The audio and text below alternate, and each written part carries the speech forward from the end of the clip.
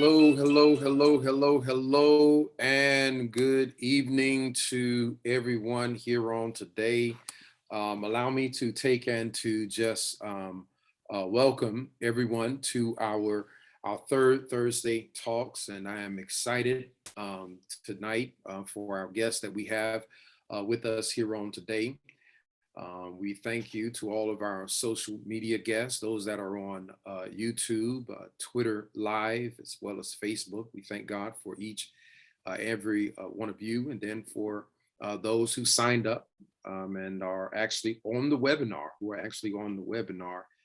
we are grateful for you joining us here for our third Thursday talks. Thank you each for being here this evening. We are going to discuss what is being debated on many platforms around the country this month, and that is the state of health in the Black community. And before I take and introduce our guests, our special guests on this evening, I wanted to just share with us that as we are chatting tonight, feel free to drop some questions in the chat, as well as many of you perhaps have some thoughts and some ideas and some questions that you want to ask. You want to hear those questions on this evening, whether you're on Facebook or what have you. If you're in the webinar, put those in the chat area. We want to definitely entertain some of your thoughts as we begin to dive into this discussion. It is our hope tonight that we will answer. We'll do our best to answer. We have special guests, and I'm going to introduce her in just a second. Answer as many of the pressing topics as we can. And so I want to take this time and I want to welcome our guests on this evening. Our guest tonight is the one and only Dr. Tadra Anderson Rose. Let me just give you just a little bit about her. I was looking over her resume, and trust me, it is far more exhaustive and extensive than some of the points that I will give to you on tonight. She's a very well qualified sister. Dr. Anderson Rose, she's a Opelika, Florida native. She's now in her 9th year as Chief Medical Officer at Memorial Hospital, Miramar, recognized for its outstanding quality, safety, and service. She also leads the Memorial Health System's, am I saying this right? Perinatal patient. I got it. All right. Safety Initiative team. She was selected to serve on the Memorial Health System's COVID vaccination task force, and most recently has been tapped to lead the Memorial Health System's Sickle Cell Disease Task Force. She is a sought-after speaker, providing subject matter expertise for local, regional, and national audiences on relevant topics, including disparities in healthcare, the COVID-19 crisis, vaccine hesitancy, cardiovascular health, maternal child health, and so many more. She holds numerous of degrees with honors and accolades for her coursework in the field of medicine, which began as a doctor of obstetrics, right? And gynecology. All right, look at, see, they got these big fancy words. I struggle with my Greek, and then here I got all of these big fancy words here in the medical field. And so ironically, she was recently honored by the March of Dimes as a woman of distinction for her invaluable contributions to healthcare and the community at large, especially those most vulnerable. Adding to her recognitions, this lifelong learner completed the University of Miami Herbert School of Business Executive Healthcare MBA program in December of 2021 as the cohort valedictorian. She is a woman of faith and serves as a member of Christ, the Rock Community Church. She's also a Greek sister. She is a proud member of Alpha Kappa Alpha, aka Sorority Incorporated, and Top Ladies of Distinction, where she plays a leadership role in those organizations, and many, many, many more. And so, listen, if you would, all of you out there in on these various platforms in cyber world, help me by putting your hands together, and let's welcome our guest on tonight, Dr. Tadra Anderson Rose. Doc, glad to have you here on tonight. Thank you so much, Pastor Barber. It's really my pleasure to be here and to sit with you and have this very crucial, necessary conversation tonight that really does impact so many, especially us. Amen. I'm so grateful. I'm grateful that you are with us. I was sharing in a conversation just recently with another medical professional and an activist in the community. And we were riding with law enforcement, and we were talking about housing. So as we talked about housing, we were talking about the various opportunities that people have. However, our people of color, do not have. And so we started talking about housing and started getting on disparities and the various disparities that we find in the housing industry. And one person in that vehicle stated that we do not, as a people, only suffer in the housing industry as far as disparities are concerned with lending and knowledge of how to put together loans if you want to become an entrepreneur in the housing market. They said, we as a people, we suffer disparities in every area. They began to go down the list. They said disparities in technology, disparity in food, housing, economic disparities, and health disparities. And on tonight, that's what we want to talk about. We want to talk about, the state of health in the Black community, people of color in our community, and the disparities that exist. We know historically, African-American community has this strange relationship, as it pertains to our personal health, when it comes to our personal health is concerned, and our well-being. Mm-hmm. And for some, it's been a monumental task of trying to remain healthy, stay healthy, get healthy. And we have some issues and some hurdles to get over. We don't trust doctors. We use the emergency room as our primary care facility. And we wait until we are literally dying before we can seek some medical attention. And we have poor eating habits, poor exercise habits. I'm talking about myself. And if it were not for PE class in elementary school, we perhaps would have never ever had a track record in our life's history to be able to say that we have exercise. And so I'll start tonight asking an overarching question that I'm hopeful that we can pull back some layers. We want to pull back some layers this evening. And in your opinion, what do you feel is the state of health in the Black community? In your opinion, what do you feel it is? Ooh, okay, Pastor, how much time do we have? We'll try and keep the people no later than 8 o'clock, no later than 8 p.m. tonight. We can't solve all the world's issues. So that's a huge question, because, in my opinion, but also in truth, where we are is certainly not where we thought we would be, 10 or 20 years ago. It really is not great. If we are really honest, in some areas, it's really dismal. I remember before COVID, we call that BC in the medical world, the 2018 article came out in the US News and World Report that said how being Black in America is bad for your health. And it really talked about how, being Black, it really was a detriment to us in terms of our overall health. Health disparities have existed, since as far back as I can remember. And some of our audience probably can as well.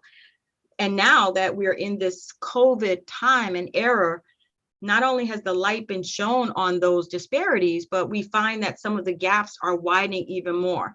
I find it interesting, Pastor, that you and your friend, that you started your conversation about housing disparity. Well, housing disparity actually lends itself to healthcare disparity, because where you actually live determines the type of healthcare you might get.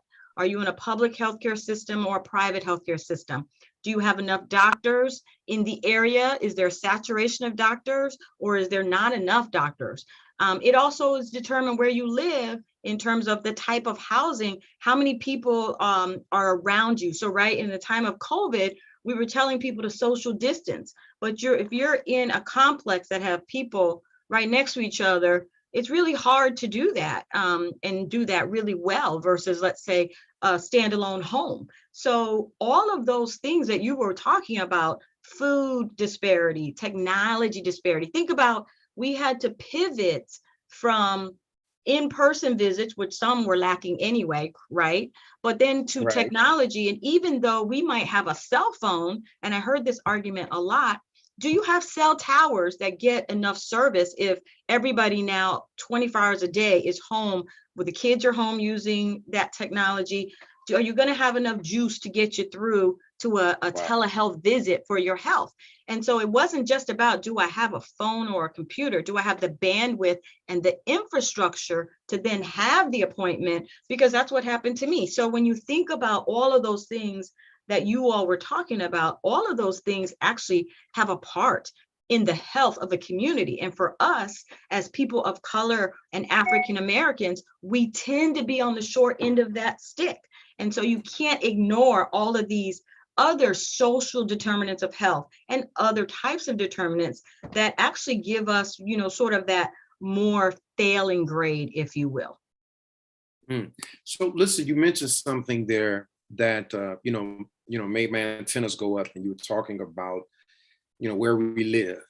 And so as we're talking about the state of health, in the Black community, my question to you is, why do you feel, why does race have to play a role as far as health is concerned and health services and health care is concerned? Wow, that's a great question, Pastor. Well, first of all, it does play a role, and it does matter, because there are some diseases that do disproportionately affect us as people of color. Caribbean Americans, we now know in the breast cancer world, have a higher rate of one of the more disturbing and disruptive types of breast cancer, triple negative breast cancer. That was, knowledge that we now know. Certain hypertensive disorders, we're more likely as African American people to have that. Sickle cell disease, people of color, not just Black African Americans, but Hispanic Americans also. So there are certain things, chronic kidney disease, we're almost 4 times as likely as African Americans to have those types of issues. And so that's one of the reasons that it matters, genetically and otherwise. But also, unfortunately, how we get treated as African Americans when we go in. There are still myths in large areas of the country, which is really unfortunate in 2022, but there are, related to, let's say, even as simple as, the type of pain that we can tolerate as African Americans. Those studies were done back in the slave days, horrible things that happened to us that people tend to forget, or some of us maybe remember too much of, which makes us mistrust. But no, we don't feel pain differently. So if I'm a sickle cell patient and that it affects us disproportionately, and I come in pain, treat my pain, don't look at me as I'm drug seeking or whatever. I don't tolerate pain as well. I'm in pain. We wouldn't say that to someone, let's say, who has a broken bone, and there are metrics to treat within a certain time frame. We wouldn't say that, right, to a woman in labor. So why would we say that to people who have a certain disorder that adversely affects us more? And so those are some of the reasons why race matters, and why we have to continue to understand, as people who have authority, like you as a pastor, or me in the seat that I'm sitting in, those of us who do sit in those seats, we have to keep reminding people that race does matter. We don't want to be invisible. We don't want people not to see our color. We absolutely do. We want to be treated the same when they see it, but we don't want them to ignore that, because we can't ignore some of those very basic facts, because if we do, we'll continue along the path where we won't get the help that we need. And sometimes then that becomes our own mindset, because then we buy into, some of the things that people are telling us, and we're not we're not as educated as we need to be about our own selves and what we deserve and what's also available. So, there are two things that come to mind. You have so with race mattering in this whole piece where there is the disparity in health with people of color. One thing comes to mind is, what are some of the challenges or hurdles that you feel that we as a people, and then once we hopefully after we finish talking about that and hearing you on that piece, the role of politics in this, because like I stated in that conversation, talk about disparity. There's so many things that there's a gap. You talked about the telehealth, and so cell phone towers, and so that started making me think of okay, now we're talking government and politics. So but before looking at them, because we always look at them, we'll blame everything on everyone else. We'll say them, those people, and they. Let's look at us. So from our perspective, what are some of the hurdles and challenges? Why is it that you feel that people of color contribute to the disparity by not going to see a health professional? Because I feel it's a contribution. We're contributing to the disparity when we refuse to go and get care. Absolutely, Pastor. You've hit the nail on the head. And this is one of the things that I think is important for us. The first thing I always tell people who need help, and that's anyone in any situation, you have to find someone culturally competent to help you. That's number one. So I do think that one of the hurdles that we have to overcome is there's one thing about going to a doctor or not going to a doctor. And I definitely advocate for going to the doctor, okay? Finding a healthcare provider who can care for you. But it also has to be the right healthcare provider.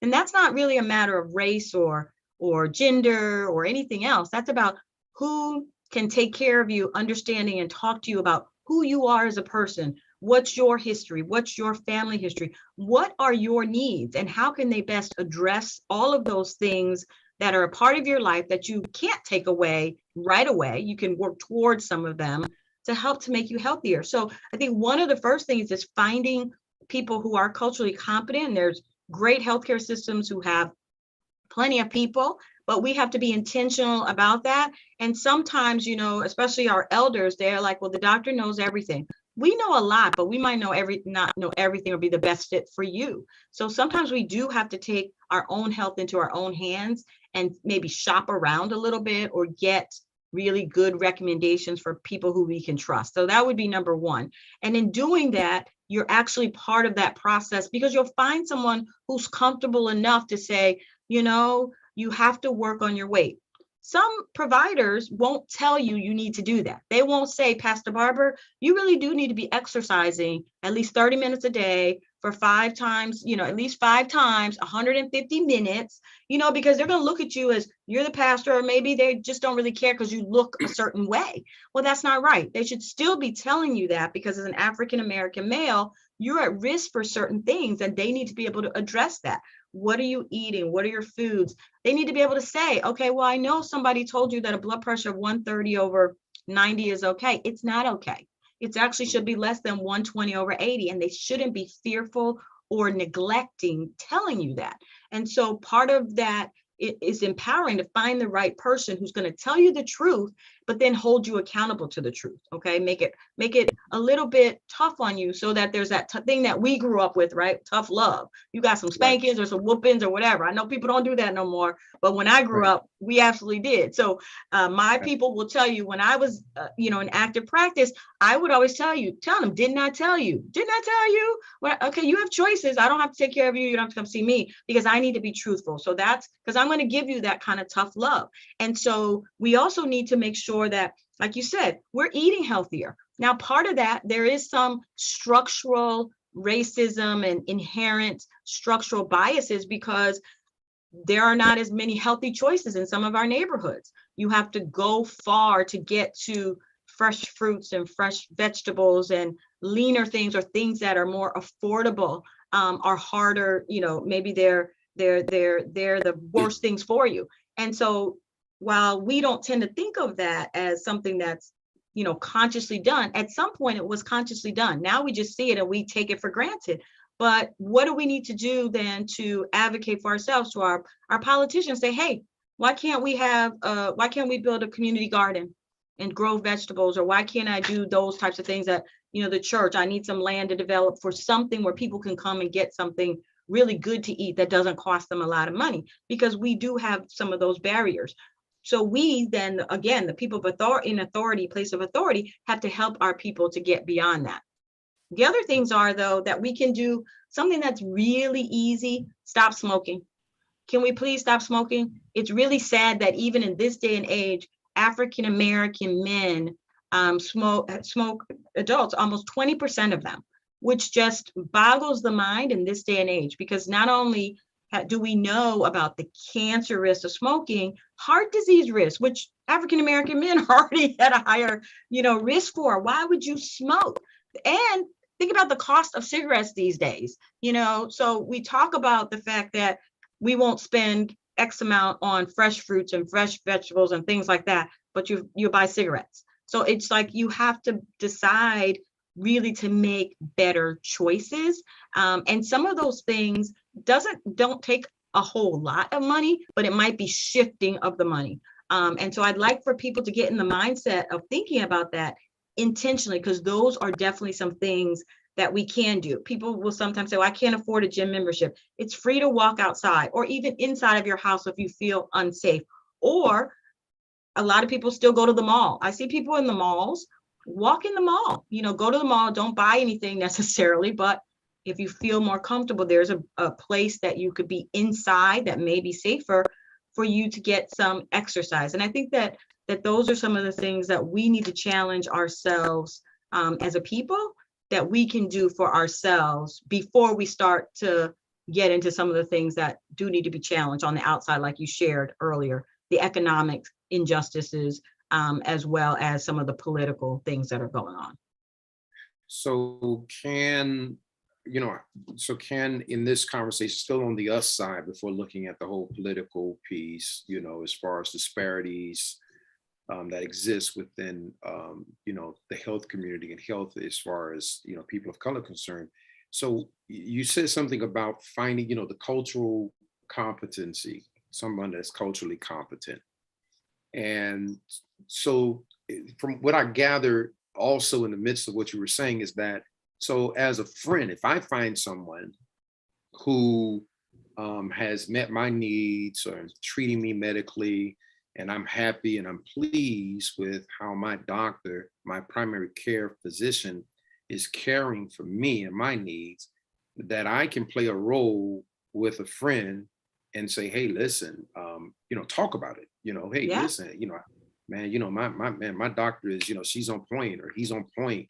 And, I had this issue, and they discovered something before I discovered it, or before it became an issue. Mm-hmm. And, and so just talking about it, Right. and communicate. Is this another conversation that you feel that we don't talk about? Because I think that there, I know how I feel. I feel that there are a lot of conversations in the African American community we don't talk about. We don't talk about money, Right. amongst each other. Right. We can talk about restaurants. We'll talk about restaurants trips. and what we We'll saw talk about trips. And did you see that post? We'll talk about those things. Mm-hmm. But I mean, the things that make your community, I'm this is not a racist statement, and no, it's more of a comparative. When you start talking about our Jewish counterparts, our white counterparts, and the type of conversations that they have, the topics Mm-hmm. that they talk about versus what we talk about within our community and amongst one another. Yeah. So you and I, we're on the line tonight, we're engaging in a conversation, Mm-hmm. but how many other people that we know actually sit down and say, hey, what are you eating? Like you stated, hey, when the last time you went walking, Yeah. so to talk about that piece as far as, because, the cultural competency and finding someone who is culturally competent, and the role as a friend, Dr. Tadra is my friend, and as her friend, and we're friends. If she was not in the medical field, if you take our titles away, if it was just Tadra and Johnny, okay, beyond, hey, did you check out that restaurant that they just opened? What type of conversation should Tadra and Johnny have beyond the restaurant, beyond Facebook posts and other things like that? Absolutely. Great segue, Pastor. We ought to, and I've been posting recently because, we're in this mental health crisis, and suicide right now is so pervasive. So I think it's a great topic to talk about. I have been posting about looking people in the eye. And in looking people in the eye, you're intentional about engaging them. So don't just ask, how are you doing, kind of in passing, and you're not really waiting to hear what they have to say. But looking people in the eye and asking those types of questions. Hey, how are you really doing? It's really stressful right now. I can imagine as a pastor, and sometimes the doors have been closed during COVID, and you're worried about your parishioners and all the other things that pastors worry about, and it's just different. It's probably really stressful, but how are you managing your stress? Like, someone should be saying that to you as their brother or sister, because you matter. And that's part of that cultural competence. I now have a physician. Her name is Dr. Jennifer Goldman. She's one of the best things since sliced bread. The first time I heard her speak, and then I was engaging in a conversation with her after, she wasn't even my doctor, I switched immediately. She looked me in the eye and asked me, and I started to answer something, and she touched my hand and said, no, really, I want to know. And I was like almost in tears, because I had had a point in my life where I share this story often, soon to be a 12-year colon cancer survivor. I was 44 years old, didn't have any risk factors, wasn't really having any symptoms, just didn't kind of feel right, and had some other things going on, and went to some physicians who just sort of blew me off. And one physician listened to me and said, you know what, I'm going to do this because for whatever reason you're having this thing, like something's wrong. And I advocated for myself, because the voice in my head, which I know was a still small voice, and I know wasn't nothing but the spirit, said, no, something's not right. And they found the colon cancer, and thank God, at stage 1. Well, the majority of African Americans who do get diagnosed with colon cancer get diagnosed way late. Number 1, we don't go for our own screening when we're supposed to go. And number 2, when we don't feel well, we sort of put it off until, like you said, there's really a major problem. And so we do need to have these accountability partners with one another to say, no, how are you? Did you go get your prostate exam? Because I know it's uncomfortable. It's like the pelvic exam that we women have to go through. Yep, it is. But you know what? You still need to go do it, because you need to know, you need to still do it. And my physician, she did some tests on me. I run, I eat fairly healthy, been fairly healthy for most of my life, but she ran some tests. I was, low on vitamin D, which I didn't even know was a risk factor for colon cancer, because no other physicians had ever thought to check some of those things, because I look healthy. They just thought I should be healthy. But I also had a higher than normal cholesterol level. Well, nobody would have thought that, considering the way, I look externally, but that has nothing to necessarily do with it. Again, some of it is genetic. Some of it is things that you can't tell. But had I gone along the path, had she not taken the time to investigate, to talk to me, what can I do? And it wasn't all about medication, because I don't think medication is the first answer to everything. It can be the answer, but it doesn't always have to be the first answer. And she really got me through that time where she became my accountability partner, and others did as well. So, I know that if I'm not running, I'm like, my stress level's off the wall. That's the thing that calms me down. Even if I'm beating up my knees, I'd rather beat up my knees than something else. But also, like, simple things like, she asked me, what are types of food you like to eat? I love black eyed peas. And I always give this example as well. Well, I don't want to give up black eyed peas, but can I make them differently so that they still taste great? They don't, I've taken some of the bad stuff out, but I still can eat them. And maybe I don't eat them as often, or certain other things I may not eat as often, but I could still have them as long as I'm conscious about preparing them differently. That's what culturally competent is. We're going to eat some things that we're going to eat in I'm going to eat some greens. Well, greens don't taste good if you don't prepare them correctly. So how can Amen. we what Amen. can we do to do that so that it's okay? And maybe it's we make it the way we normally do, but we look at our portion size, which is like the palm of our hand instead of the big plate. And we can't have it every day or every week, but maybe it is a Sunday treat once a month. Those are some of the things and conversations that we could have that would also fill in for what some physicians might do. And there are health coaches who can do the same thing. But you're right, we could have those conversations, and those conversations would be free. Okay. So I'm going to pivot. I did want to talk about the role that that politics plays and economic inequalities or what have you. But that's like even a whole nother topic. But there was a question that came from one of our viewers that asked, that stated, and then just and move into a question. Basically, it says, I find that health insurance is so restrictive in this day and age. And so the question is, how can we find a culturally competent, caring physician within this confinement? That is the question. So how can we find a culturally competent, caring physician with the confinement Of health insurance. health insurance being so restrictive? So if you want to talk about politics, right? There's a good one, because health insurance, the ability to get health care really should be, all Americans should really have the ability to do that and get really good health care. The issue becomes, now you have all of these third parties, the carriers, insurance carriers, who dictate, that really was not what insurance was really designed to do initially. But you add in the politics and the economics of healthcare, and very little change seems to come about, because the money, follow the money. That's all I'll say about that. Follow the money. And so one of the things that I suggest that people do are get really good referrals.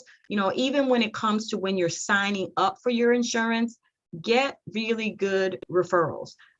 One of our healthcare primary care clinics, I'm in the Memorial Healthcare System. I've worked in the Jackson Healthcare System. I've worked in Philadelphia. I've worked in a private practice in a whole lot of places. But I can say I go to the Memorial Primary Care Clinic, which is where people go who are uninsured or underinsured. And the reason I switched from my private practice primary care, and I have insurance, to the Memorial Primary Care is because they have some of the best culturally competent physicians I've ever met in my entire career. So I don't just say that because I'm Memorial. I have options. I can go to other places. I choose to go there because not only do they care for me, the regular stuff, but they do ask me about me. They ask me about my mental health. They ask me about my love health and my emotional health. They ask me about my partner, if I have one, what's that like? They ask me about gaps in my life. They ask me about stress. And then they lead me to the resources that can help me. And me, I'm a physician. I still need help. And so I can offer that. And one of the other things that they will also do is that, let's say you're not in that catchment area, they will help you to find places where you could go. And that's the beauty of when you have people who just love what they do and are doing it for the right reasons. The business may not come to them, but they're going to help you find where you can go to do that. Another one of my friends who I know works in one of the she used to be in the North Dade Health Clinic, Dr. Cheryl Holder. She's with FIU, and but she was working in one of the clinics that initially was staffed by Jackson. She's another one, phenomenal. And she's also one of those people who will lead you in the right direction if she's not able to see you. So I think that those would be some of the options, but absolutely related to health insurance. It's unfortunate that they have so much of the power. And again, a lot of that has to do with politics and economics, which is unfortunate. So we are presently still living in a time of a COVID context, this COVID context that we're living in. The vaccination, people, there are myths and rumors about the vaccination. There are people who have not been vaccinated. There are Mhm. still those that not vaccinated, and you have the resistance to wearing masks when they're in large gatherings or what have you. And so seeing those things that played out, I guess you can kind of sort of say that we saw played out in real time some of the challenges in the African American community with this vaccinated with COVID-19. Can you just kind of talk on that a little bit? I mean, because I believe that also fits within this framework as well. When you talk about disparities, when Mhm. you look at the numbers, people of color, are far behind as those who are vaccinated as far as other races are concerned. So, can I don't know if you could tell us like why we don't want to go get vaccinated. We don't want to get vaccinated. We don't want to wear masks. We don't want to go see the doctor. And like, you Well, know, I have some thoughts on it. I can't tell you exactly, but I've talked to enough people. One of the things that I try to do, Pastor, is I try to be, even though I'm in healthcare, I try to be non-judgmental about why people don't do something and seek to learn the truth about why they don't. So rather than assume why they don't, I ask a lot of questions. People will tell you that in any meeting that I'm in. Sometimes I annoy people to death because I'm going to ask all the questions that might be in my head. And I think that's important. So I think from the perspective of someone who's trying to get to the bottom of that, we, again, as people of authority or people that people look up to, have a duty to ask the question, can you tell me why you don't want to do it? Because we do make a lot of assumptions and a lot of times they're wrong.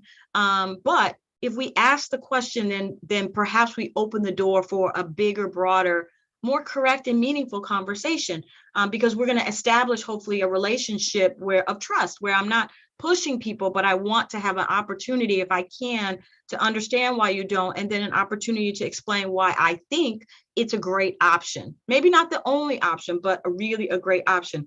So a couple of things that I found, obviously the mistrust comes into play, but I have to steal from one of my colleagues down in the Baptist healthcare system, who's a chief medical officer, Dr. Yvonne.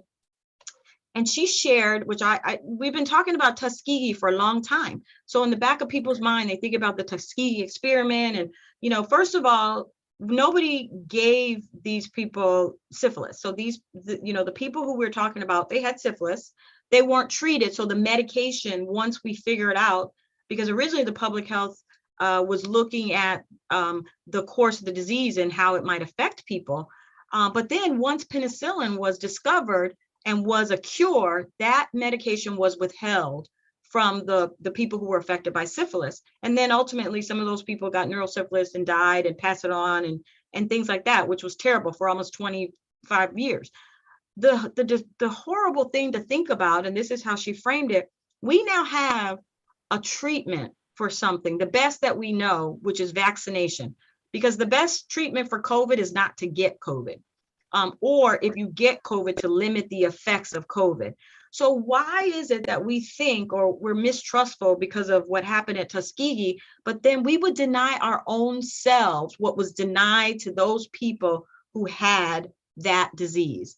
They were denied a medication that could help them, cure them, save them, prevent it from spreading. And we now have that same opportunity, and we would deny ourselves or deny our children or our people.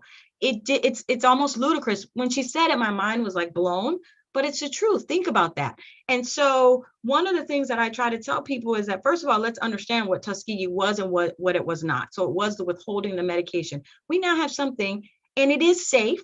One of the things that I think we are challenged by is there are not enough African Americans who are in research studies.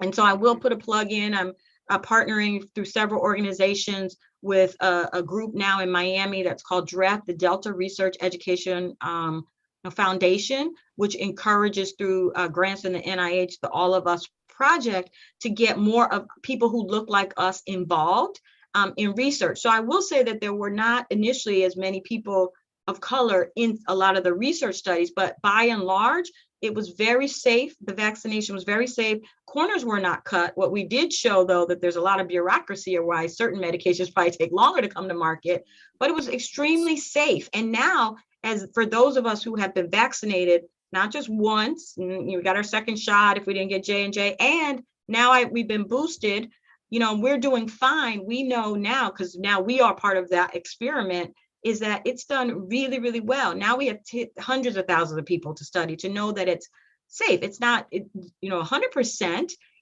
But the goal really of that vaccination to prevent the most severe disease and to prevent death. And we know with certainty that that is what it really does, especially for those of us who are less health challenged. But for those who are more health challenged, you really want to get it because you want to prevent the severest of disease. And so I do think that we have to understand maybe why people aren't getting it and try to address that. The other point I will make, though, Pastor, when the vaccines were initially rolling out, think about where they were giving the vaccines.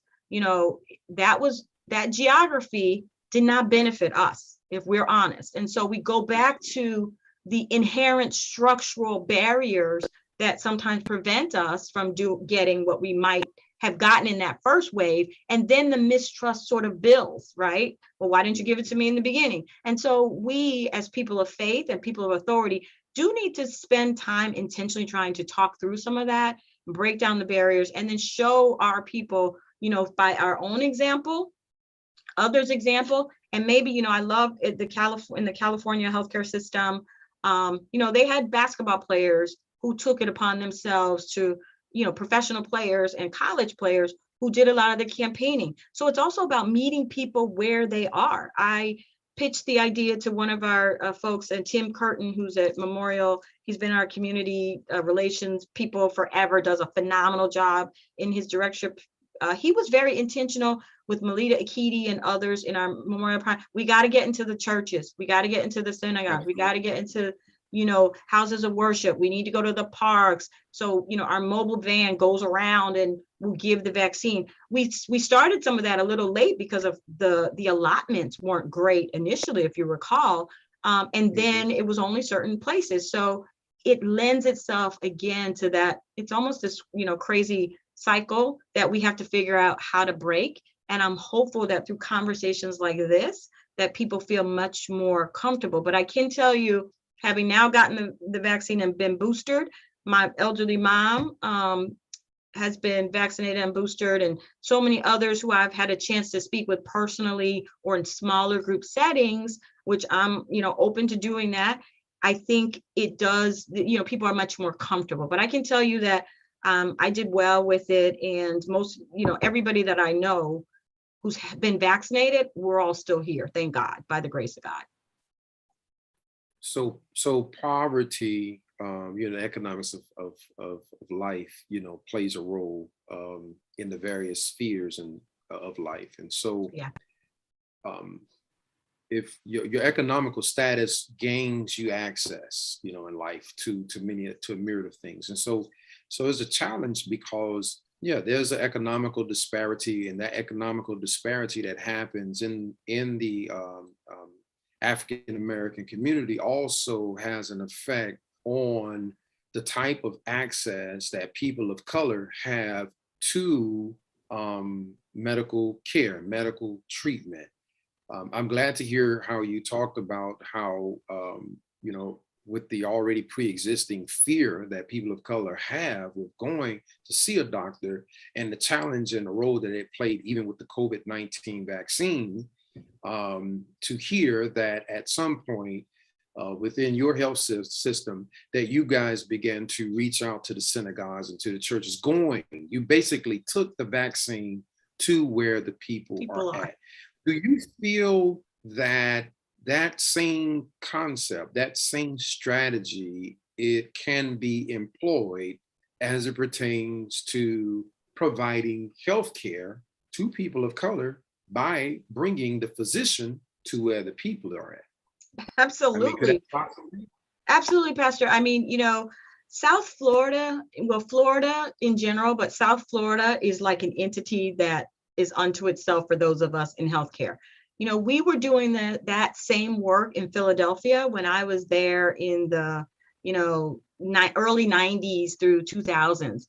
We had clinics through the University of Pennsylvania healthcare system, and we weren't the only ones set up in the churches. I still remember doing examinations in the basement of White Rock Community Church, where it was set up every single night so that people, if they worked, could come after work and it didn't interrupt what was going on at their church, would come and get free healthcare services in the basement of that church. We did it in the schools because I did a program in the schools, progress program, where we did health education and things like that. I started an adolescent gynecology program, having been in the schools, that then we brought back to the healthcare system. But we figured out, no, they'll come to see us at the school because that's where they are, right? That's where they're supposed to be. If you got to take them out of school, if you have to take people out of work, so that's why also now having employee health in workspaces, that's why we have one here, so that if you got certain things, you can go see them rather than taking time off to drive and wait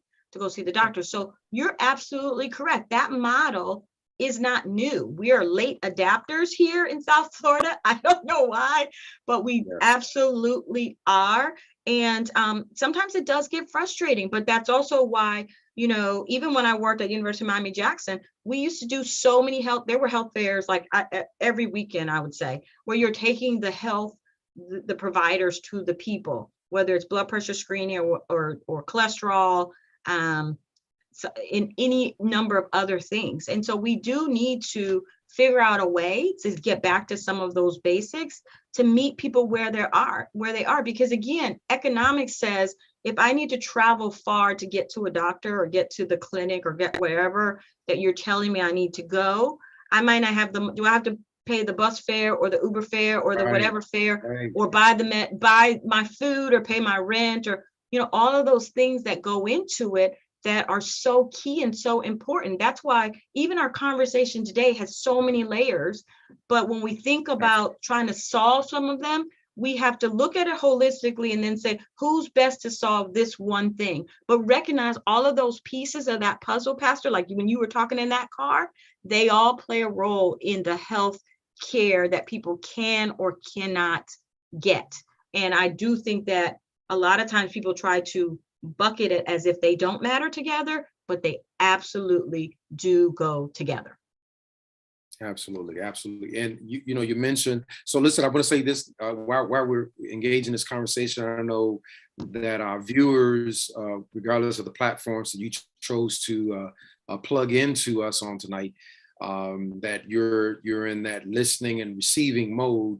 But I want to encourage you, we're getting closer and closer to the end, and this is a discussion, of course, that we cannot resolve all of the ills, but hopefully this sparks some conversation between friends to begin to be one another's health care, checking on one another. How you doing mentally? When was the last time you've been to see your doctor, et cetera, and create some conversations. But while we're talking here tonight, and we're getting closer to that time of wrapping up, I want you to send in some questions. If you're on Facebook, you can type it in to the comment section if you have some questions, or perhaps you want to hear what Dr. Anderson Rose has to share on a particular area within this conversation that maybe you've been thinking about, but you want to hear her voice on it. I want to encourage you to write that inside of the comment section if you're on Facebook. If you're on the webinar, you have access to whether in the chat area or whether you want to put it in the Q&A, and we'll pull that up as well. To our friends and family on YouTube and Twitter, you're going to have to try and get on some of these other platforms, because you'll be chatting in YouTube and I might miss you. So listen, you mentioned something, Doc, about health coach, and I was thinking about that. I heard you mention dieting, and I was like, wow, listen, that sounds wonderful. But again, that whole piece of being able to afford it, how can someone, their economical status can't put them in the place where they can have someone to help them as far as with their diet. I mean, what's possible for the person, you can't hire a nutritionist. You can't hire, the health coach. I mean, but perhaps some ways that, okay, fine. Okay, Johnny, you economically can't afford it, but have you ever heard about this? Have you ever tried this? This is out there. That is out there. That might, be an eye opener that could help somebody. Now I can claim I have a diet, a dietitian. I can claim I have a health coach because of this resource that is out there that we knew nothing about. Can you share with us? Absolutely. So I'm going to speak from my experience. First of all, my professional experience. There's a term that I would encourage everyone to sort of either Google or find out about. It's called patient care medical home. Patient care medical home. We have those in our healthcare system, in our primary care clinics. And what that means is that you're treated holistically, right? You're treated, all of you. And so some of those things that we've been talking about, you can absolutely get nutrition counseling and dietary counseling. And if you need help with, social work services for certain things, or you need help with finding, any number of resources, because what it tries to do is it tries to keep you out of the hospital in a home-like setting where it's not only comfortable, right? Home is supposed to be a comfortable place, but that where your needs are met. Essentially, that's what it is. And so ask if your healthcare system has that model for a patient care medical home. The beauty of it is that not only do we have it now in the primary medical space, we're also venturing out, as you mentioned at the top of the show. I'm now leading the sickle cell task force, and with our primary care physicians, we're developing a sickle cell model for a patient care medical home. We're looking at behavioral health medical home, so that really, if I have a behavioral health issue, but I'm seeing the doctor, why do I have to go to 2 or 3 different places to get all that done? I want it to be one-stop shopping because I have other responsibilities and things like that. So that's the first thing that I would offer to the audience, to check on that. I do know, as I said, in our healthcare system, we absolutely have that. And I know there's some phenomenal healthcare systems in and around South Florida. So we're probably not the only ones, but we're active in it. And I'm, participating in that. We even have that type of setting for our moms, for pregnant patients, where we can do those group setting visits that it offers you everything, including the nutrition and things that we've been talking about. But outside of that, there are lots of free resources, and we do need to know how to access them. So just like we Google, what's the latest person, I don't know, the Super Bowl show and who was in it and replaying it, we ought to, it was a fantastic show, by the way, I loved it. But we ought to, it was on fire, but we ought to take that same interest in terms of Googling resources. So the American Heart Association, if you go on their website, they have probably too numerous to count free resources that for any type of anybody, whether you're African American, Latino American, Asian American, if you don't identify with any of them, they have videos you can watch. They have any number of things that you could print if you have a printer, but things that you could actually, take pictures of if you have your phone that you can get for free. Similarly, there are other, the Cancer Society, American Cancer Society has absolutely the same. I was on their website just a few days ago looking up something that I'm participating in, their Heal Ambassador program. You can look at any number of videos that will help you, walk you through. You Google, what are you looking for? They'll tell you, I'm 50, what exams do I need to have? Okay, it'll tell you. It will coach you for you if you can't find a real live one. But then there are also programs that also have services that will have free health coaches, people who are, just out of school trying to do, their learning as part of their learning. When I was in medical school and didn't have any money, I went to the dental school to get my dental work. They did a phenomenal job, but it cost me like 1/10 of the cost. And so there are other options as well. And then again, I think that we should probably invest a little bit and save a little bit for certain things that we think, or not think, but that we know are a little bit more important. So again, shifting. So one of the things that I've done, especially during COVID, since I couldn't go nowhere anyway, okay, I'm not going to buy a pair of shoes that I can't wear anywhere anyway, right? Let me use that money to do something differently for myself, for my sanity, for my mental health, or for my good health, buy some things, go to a different type of grocery store that has healthier choices. And I think at any level, all of us can do some of that. We may not be able to do it all the same, Pastor Barber, let's be honest, but we can make some different choices. Yes, it costs more money to buy some fresh vegetables than it does to buy a bag of chips. But the bag of chips, you're going to be hungrier later anyway. It's going to be, it's like wasted calories. So you need something that's going to give you the now, but also the carbohydrates for later and the other things that you need. And so there are any number of free programs. American Heart Association also has a social equity committee, and they have people who, right now they're translating any number of pamphlets in Spanish, but also Creole. So they have resources that people can get for free. And those are things that you as a pastor can advocate for, because you can actually call them up, email somebody, and they'll deliver all that stuff to your door, or you can go get it. But they will do that because, again, they want to get the information out. And I know because I sit on that committee. March of Dimes is similar. We haven't even touched on the maternal health disparities, where our African-American moms have many more complications, are dying at an alarming rate, and our infant mortality is like at least double what we think it should be compared to non-African-American babies. We're like still almost 10, 11 per 1,000 compared to whites or Hispanics that are 5 or 4.5. It shouldn't be.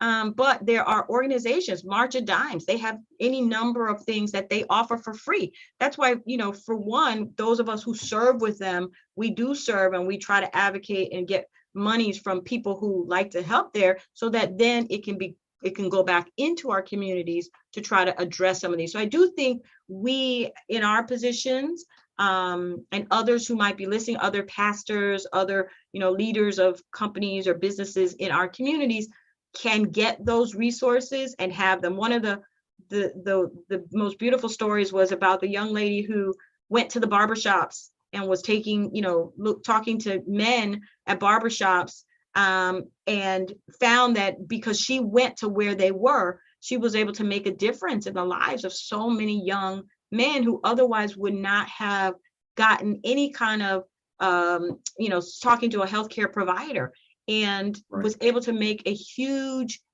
difference by just saying, hey, like you were saying earlier, instead of, them coming to me, let me go to them and let's see what impact we can have. So I would challenge us to think outside of the box. There's no reason why at your church you can't set up the stacks. And a disclaimer, call these people if you have a question, because you may not be able to answer all their questions, but you should be able to have a list of resources to direct them to where they can get those questions answered. And that's one of the things that I think we could do a better job in our communities, whether it's at a rec center or the barbershop or the hairdresser or the nail salon, the church. All of those places are avenues to reach people. And so we could do a better job and, invite somebody to do a COVID pop-up at your church. We did one recently with North Broward County, Florida chapter of the Links that I'm a part of in Lauderhill. We set up it at the mall across from the bus depot, and we were able to vaccinate 32 people. That's 32 people who would otherwise not have been vaccinated. That is phenomenal work. The fire department that the group worked with, I was just, part of the laborers. I didn't organize it. I was just part of the people there helping to do some of the work, but it was phenomenal because those 32 people otherwise would not have gotten it. So, and we don't have to think like we're trying to reach 100 people, right? It'd be great if we could, but we can start somewhere. And as we build upon that and people gain the trust, okay, these people are here for me and they're in it with me. That's how we do it. Sometimes it's, like, what do we say in the church? One soul at a time, right? The angels sing at one soul. You don't have to have 5, you don't have to 10 today, 1. And that's how we have to start to look at some of these things in healthcare. Yes, we want the masses to be saved, but sometimes we got to start with the one and start simple and build our way up. So listen, I'm going to ask you some takeaways. I mean, what are some takeaways? So, I mean, what are some things that an individual can do to begin to personally close that gap, close that gap. You started talking about, we talked about like exercising. I mean, what are some Yeah. things, going to the doctor, what are some of the takeaways that you would advise people that they can individually, personally do their part as a Mhm. person of color to begin to close the gap? Because if you close the gap one person at a time, that gap will get smaller and smaller and smaller. So what are some of the things that you would advise us here today? How often should those of us who have what they want to call Obamacare, or who have insurance, how often should we go see our doctor? Mhm. Give us some takeaways that, now you have all of us, we're here sitting in your office, and we want to know, Doc, tell us, what can I do? What can we do to Right. help close the gap? Okay. All right. So I would say the first thing is to recognize that the system is not perfect, but neither are we. But we can, as you said, there are some things that we can absolutely work on. And I've, this year, advocating that people recognize that self-care begins with self. And so we are a lot of times very busy taking care of other people and other things, but we need to learn how to take care of ourselves, because otherwise we're no good, not only to ourselves, but all the other people we're trying to take care of as well. So self-care begins with self. Really get in tune, something we call mindfulness. How are you doing? And if you're not well, seek out help. And I mean, that's physical as well as mental or emotional. We in the Black community have to get to a point where it's not a stigma to say, I need help, and where we can actually be honest with ourselves and with those that we trust, our pastors and other leaders, to say that. And in the process, some of the things that will make you feel better, that really don't cost a lot of money. Again, exercise, it actually releases some natural hormones in your body that make you feel better. You may feel like, woo, while you're doing it, but they do get secreted, the endorphins, and they make a difference. Eating healthier. And again, commit to the little things first. So cut out soda, opt for water. Cut out certain things gradually. It's really hard to go cold turkey and stick to things. So I try to tell people, make a plan, write it down, try to stick to that. Exercising really does need to be about 150 minutes now per week, if not more. And so start little though, 10 minutes. There are studies that show people who are doing no activity, if you just bump up to 10 to 15 minutes, you improve your overall health even more than someone like me who might exercise for 60 minutes. And let's say I add 15 minutes on, because I may be already maxed out what I'm going to get, but someone else might do better. And then really trying to make intentional choices. Again, money may be whatever it's going to be, but how can you utilize that pool to make the healthier choices? And again, start small with the fresh fruits and vegetables, or frozen, before you do anything else. But as you know, if as you go along, you'll notice that you feel better. And so those are a couple of things that I think. And then again, stop smoking. That would be the other thing. I got to put a plug in there, but it is Heart Month. And so that's one of the worst things ever for your heart. The other thing, just dropping your weight by 10%, watching your BMI, really can make a huge difference in how you feel, can actually eliminate some of the medications you might need to take, which are extremely sometimes expensive. And so some of those costs that you're going to save by doing those small things may be huge. And then if you need help, reach out to your healthcare providers. And if you need a healthcare provider, Memorial, we are here for our community, and as are the others who've been mainstays, but we need your help to help you. And so we do prefer that you not come use the emergency room as the primary care place, because it prevents us. It does drive up costs. Somebody's got to pay for that. And then the people who need it the most have limited resources to care for them. So it's much better for the entire system, as we're talking about trying to break down some of these structural barriers, if we do see our physicians in their physician offices, or those physicians come to see us, and we can stop some of these cycles where we've driven up costs in other areas. So those would be a few tips. I have more, but let's start there. Sounds great. I believe I answered this correctly. Someone asked, can we please repeat the name of the the home care name, and I believe you The patient called it the care patient medical home. home. Okay, I Patient believe care that. medical home. That's the model. And you can Google it, and it'll tell you exactly what that entails. But it's really trying to get everything together that you would need, including like pharmacy. So you don't have to go to a pharmacy. Try to get as many things that you might need from a healthcare perspective in one location to take care of the total you.